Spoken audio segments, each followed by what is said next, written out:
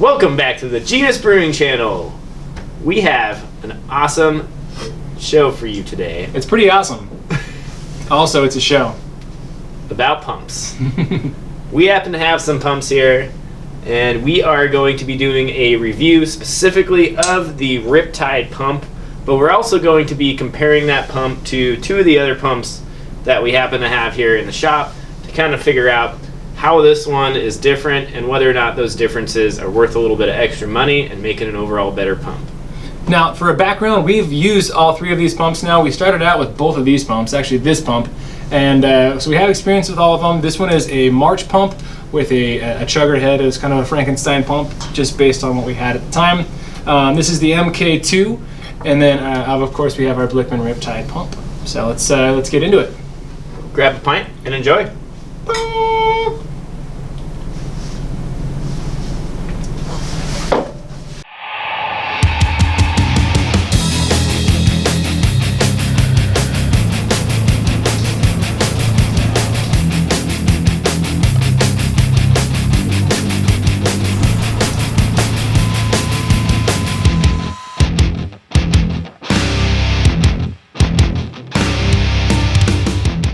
All right, so let's talk about this. What do we like about the two pumps that we started out with? Let's start with that, and then let's move to the Riptide pump and kind of find out what makes this worth the small amount of extra money that we pay for this one. So I'll start with good old March II. This is actually my pump from home. Brought it in here. We've used it a couple times when we've needed to double up on pumps. This is your basic intro pump. Price point runs around $70 is all for it. Plus figure another $30 for your valve and some barbs, so give or take $100 investment into that. Simple pump, works great. I've run tons of hops through it, but has a little bit less flow than the other pumps. Yeah, it's also got if you wanted to take it apart and clean it, it's going to be a little bit more difficult to take apart and clean. And I would say, honestly, if you're on the 5, maybe 10 gallon scale for the price point, it's something that really can't be beat. For an intro pump for 5 gallons, hard to beat. Yeah, so going just a small step up, this is actually a March pump with a chugger head, and we've both used both a full March pump and a full chugger pump. The chugger pumps were a little bit stronger than the March pumps from personal experiments that we've had, but the disadvantage to this is for the price point on the March pump, I don't see a whole lot of benefit going against the MK II. But one of the downsides that I think you've expressed concern about before is the fact that it's got this open box right here.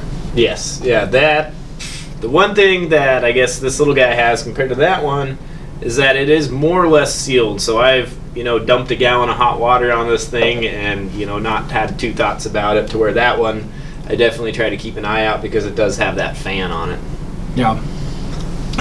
For all intents and purposes, though, this one was very functional. The base to this exact pump I actually had about 5 years ago, so before I even opened up this store, and it's still chugging along. It still works great. So longevity, I know, is there, and it's a solid pump. So if this is something you have access to, there's no reason not to use it. But let's talk about why you might want to, if you're going to go this high end price point, just go up to this high end price point. So let's talk a little bit about why, if you're going to jump up from something like this to this price point, why it might be a better idea to just go ahead and jump up to this price point for the Riptide pump. So the price point, like we said, around $100 to get you kind of set up for this guy. This pump by itself is going to run right around $160-ish for that guy, plus another $30 for your ball valve and barbs on it. So that one's going to run you about $190 or so, where this guy only runs about $200, plus another $10 worth, so a little about $210. So really there's not a lot of difference between these two pumps.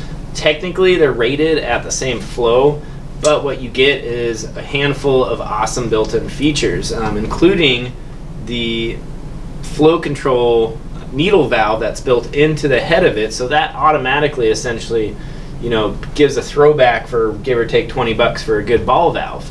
And so that's something that most people don't really consider when they consider the $200 price point that this pump is coming in.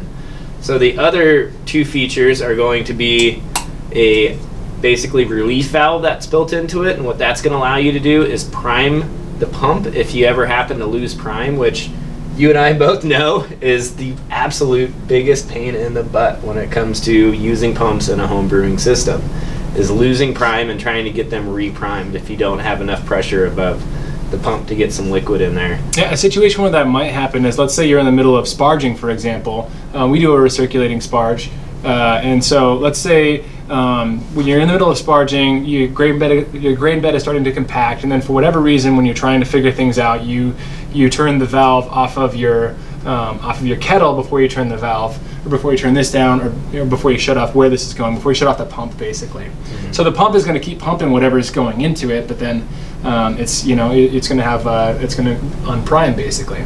So when you try to get everything going back, maybe you have to problem solve something and then turn the pump back on. It's going to be unprimed. And it's really easy to get that back just with the relief valve. So the last feature that this guy has, actually, I guess there's two more. So two more features. Biggest one, actually, that I noticed when I was doing some tests on these guys is that it has the on-off switch built into it, with neither of these guys do. So if you're really gonna, run these pumps properly, you're probably going to have some kind of a GFI switch in line with these. So that's another probably $10-15 that you're spending. That's also going to offset the price of this guy. And then last but certainly not least, you do have a triclove fitting opposed to half a dozen 8 screws that are holding some of these other pump heads on, which means that if you do for some reason get this pump plugged up, or if you just want to give it an inspection, give it a good thorough clean out, you can pull this off in about 10 seconds and pull it apart completely, clean it out, put it back together. Yeah. So super easy to clean. I think this has a lot of features. I honestly, at this point, I don't know why you wouldn't just go for the extra about $40 maybe for the base pumps, because with the extra amount that you might spend on the on-off switch for this, the ball valve, everything like that, you're getting really close to this price point too. Exactly, yeah. And there were some performance differences that we noticed as well. So yeah, the biggest thing is the impeller design. So you know what? Let's go ahead and pull these heads off these pumps and get back to you to show you what their impellers look like, as well as what their overall inside guts look like. So we got these all taken apart now, and first of all, I think it's important that we mention the difference in how we were able to take these apart. Yeah. One was a clearly easier choice, and that would be the Riptide pump because of the tri-clamp. That was pretty simple. Yeah. This one wasn't too bad, but lots of screws. The Chugger Pump is always the big pain in the butt one, because there's screws on the outside and the inside that you then get to take apart. Yeah, you screw the whole head to the back of the pump, and then you also have to take off the inside of the head so you can get to the impeller. So unfortunately, we had a couple of clips with missing audio, so here we are on another day finishing up this video. But what it comes down to with these pumps is that the Riptide and the Mark II pump have a sort of curved impeller design. And based on the Mark II, I feel like that really helps with pumping debris through your system, whereas we have plugged up the Chugger Pump before. So while we didn't test it, this design seems to be a much better overall design for handling specifically pelletized hops during a recirculation or whirlpool. And I think that has to do with maybe the fact that it's curved, it's chunking out little bits of the, whatever debris might be coming through, where this one is a straight impeller, and so it doesn't have the ability to dig out maybe. Okay, Peter, so just to recap, what's our overall impression on the Riptide compared to these other two pumps? Yeah, so one of the biggest things that I think we really like is that you can take this one apart and clean the pump very easily. I think that's something that not a lot of brewers are doing enough. Overall, this was a very functional pump for just a little bit more than this pump, and so we definitely enjoy that about this. The MK II is a really good price-efficient pump, and this one, for a middle-of-the-road pump, it does work really well. Its flow rate is compatible with that one, but we do like the features of this one a lot better. So if you were to make a jump, I would say probably just jump up to the Riptide. There you go. So there you have it. That's some pump options for you, including the Riptide. Seems like at its price point, it's hard to beat. Otherwise, if you're trying to save some money, Mark II is also a great pump. So if you want to buy any of these pumps, we will have a link in the description below to our Shopify website, where you can purchase any of these pumps or some other awesome swag supporting Genus Brewing. Including one with the face of the lovely Mini Squatch. So it should be great. Feel free to check out that if you want to support us. And in the meantime, if you have any questions, feel free to jump into the conversation below, talking to other people about pumps and what you've had with your impressions, and letting us know, what you've succeeded with, or what you want to know more about.